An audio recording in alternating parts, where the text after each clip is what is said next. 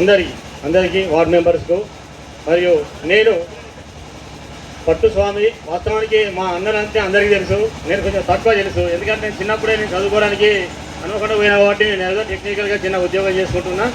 అలాగే ఫస్ట్లో 30 ఏళ్ళ కింద నేను వర్తికిస్తే మేము చదువుకొని వచ్చిన తర్వాత ఏం చేసినా కానీ ఖచ్చితంగా మన దగ్గర అంబేద్కర్ బొమ్మ ఉండాలని చెప్పని ప్లాన్ చేశాం. కానీ అప్పుడు మా వయసు కాదు అది, అంటే 50 అంటే దాదాపు 30 సంవత్సరాల క్రితం మనకు ఆలోచన వచ్చింది. కానీ మనం చేద్దామంటే అది లేదు.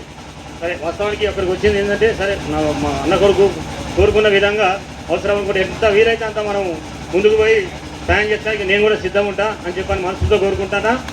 యాక్చువల్గా ఇవాళ నేను మన నెల కింద వచ్చినప్పుడు కార్యక్రమం చేద్దామని చెప్పని అన్నప్పుడు సర్పంచ్ గారికి ఒక మాట అడిగిన, ప్లీజ్ దయచేసి పోలీసు వారి అందరిది గ్రామ పంచాయతీ అందరినీ ఏకం పరచండి, నేను కొంచెం ఇది ప్లాన్ చేద్దామని చెప్పాను. నేను అడగడం వల్లనే నాకు మంచి సహాయ సహకారాలు అందించినందుకు హృదయపూర్వక ధన్యవాదాలు తెలియజేస్తున్నారు. వాస్తవానికి ముందు 1950కి ముందేం జరిగింది, 1947కు ముందేం జరిగింది, 1946కు ముందేం జరిగింది అని చెప్పని మనం ఒక్కసారి కనుక ఆలోచన చేసుకున్నట్టయితే, వాస్తవానికి ఈ రాజ్యాంగం రాయాలంటే బాబాసాహెబ్ అంబేద్కర్ గారు రాజ్యాంగం రాయాలంటే పార్లమెంట్లో మెంబర్ అయి ఉండాలి. ఆ పార్లమెంట్లో మెంబర్ అయి ఉండాలని చెప్పానంటే ఓట్లు వేయాలి. అప్పుడు అటు ఓటు వ్యవస్థ వచ్చింది. కాబట్టి కొంతమంది వరకు వచ్చింది. ఆ చదువుకున్న భాగంలో ఆయన నిలబడడం జరిగింది. ఎక్కడ నిలబడడం? ముంబైలో నిలబడడం జరిగింది. నిలబడిన తర్వాత ఏం జరిగింది, అక్కడ ఉన్న అందరు అగ్ర కులాల వారు దరిదాపు 280 మందికి 86 మందికి దరిదాపు 280 మంది అన్ని అగ్ర కులాలే. ఒకరు బాబాసాహెబ్ అంబేద్కర్, తర్వాత మన బాబు జగజీవన్ రావు గారు మరియు మన వీళ్ళు ఉండేవారు. ఇక తర్వాత వచ్చిన తర్వాత అక్కడ మనం ఓడిపోయిన తర్వాత మళ్ళీ ఏం చేయాలి, ఓడిపోవాలంటే మరి రాజ్యాంగం రాయాలంటే అన్న సభ్యులు ఉండాలి. అప్పుడు మనకు జోగేంద్రనాథ్ మండల్ అని చెప్పని బెంగాల్లో తెలిసిండు. తను ఏం చేసినాడంటే, నేను ఒకటే డిగ్రీ చేసిన, ఇన్ని డిగ్రీలు చేసిన బాబాసాహెబ్ అంబేద్కర్ గారికి కనుక ఈ అవకాశం కలిగిస్తే ఈయన ఎన్నో ముందుకు పోతాడు. నేను ఒక డిగ్రీ చేసినా, నాకు అంత జ్ఞానం లేదు కాబట్టి నేను అవసరం అనుకుని ఆయన రాజీనామా చేసి అక్కడ బాబాసాహెబ్ అంబేద్కర్ బెంగాల్లో నిలబెట్టడం జరిగింది. అప్పుడు దొంగలో నిలబెట్టిన తర్వాత ఆ రోజు ఆయన గెలిచి మళ్ళీ మనకు రాజ్యాంగం రాయడానికి మెంబర్ ఆఫ్ పార్లమెంట్లో ఉండడం జరిగింది. అదే అందులో కూడా మళ్ళీ ఒకసారి ఏం జరిగిందనంటే, బ్రిటిష్ గవర్నమెంట్ 46లో ఏం జరిగిందనంటే, బెంగాల్ వచ్చేసి బైవర్గేషన్లో పాకిస్తాన్కి వెళ్ళిపోయింది.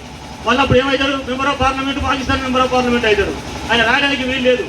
అప్పటికప్పుడు మళ్ళీ గాంధీ గారితో వీళ్ళందరూ చర్చించి ఏది చేసినా రాయడానికి వీలైతే లేదు కాబట్టి ఆయన బాబాసాహెబ్ అంబేద్కర్ గారు ఉంటేనే ఈ రాజ్యాంగం పద్ధతిగా సస్యశ్యామలంగా సరి అయిన విధంగా నడుస్తుంది, లింగ పురుష భేదం లేకుండా నడుస్తుంది అనే ఉద్దేశంగా వారు మళ్ళీ చూసిన తర్వాత అప్పుడు వెంటనే మళ్ళీ ఆ యొక్క గాంధీ గారు చెప్పగానే గాంధీ గారు పెద్ద మనసుతోని ఒకటే ఒక మాట అన్నారు, వర్గానికి అందా మీరు ఏం చేస్తారో నాకు తెలియదు, కానీ బాబాసాహెబ్ అంబేద్కర్ మాత్రం మళ్ళీ మనకు ఇక్కడ ఉంటేనే మనకు ఆయన రాష్ట్రమే అవుతుందని చెప్పాను అన్నప్పుడు వెంబడే మళ్ళీ ముంబై నుంచి ఆయన పార్లమెంట్ మెంబర్గా కావడం జరిగింది. ఈ విషయాన్ని మళ్ళీ మనకు రాయడం జరిగింది. అయితే అంతకు ముందు పరిస్థితి ఏంటంటే, మనకు కిందుంటే మీదుండే పోయేది, మీదుంటే కిందుండే పోయేది. ఇవాళ మనం ఇట్లా బట్టలు వేసుకొని తిరుగుతున్నామంటే బాబాసాహెబ్ అంబేద్కర్ దయవలని అని చెప్పని నేను మనస్ఫూర్తిగా తెలుసుకుంటున్నాను, నేను కోరుకుంటున్నాను. నా ఉద్దేశం ఏంటంటే అందరూ బాగుండాలి, అందులో మనం ఉండాలి అనే సాంప్రదాయం ఉంటేనే మనం ఏదైనా చేయగలుగుతామని చెప్పని మనస్ఫూర్తిగా తెలియజేస్తూ, దయచేసి నెక్స్ట్ ఇయర్ అంటే నాకు సమయం సరిగా లేదు, నేను డ్యూటీలో ఉన్నా, కొంచెం సార్ అడిగినందుకు మనకు అవకాశం ఇచ్చినందుకు ఈ కార్యక్రమాన్ని ముందుకు జరిగింది.